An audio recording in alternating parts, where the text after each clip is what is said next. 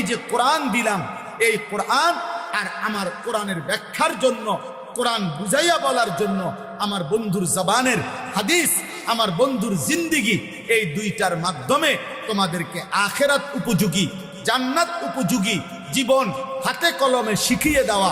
গড়ে দেওয়া, সাজিয়ে দেওয়া, পুরা হালাল কোনটা, হারাম কোনটা, উচিত কোনটা, অনুচিত কোনটা, করণীয় কোনটা, বর্জনীয় কোনটা, আদেশ কোনটা, নিষেধ কোনটা, এই সব কিছু আমি আল্লাহ যেন তোমাদেরকে বিন্দু বিন্দু করে হাতে কলমে প্র্যাকটিক্যাল আমার বন্ধু যেন শিখাইতে পারে, দেখাইতে পারে, বুঝাইতে পারে, যেন একটা সুতার জন্য,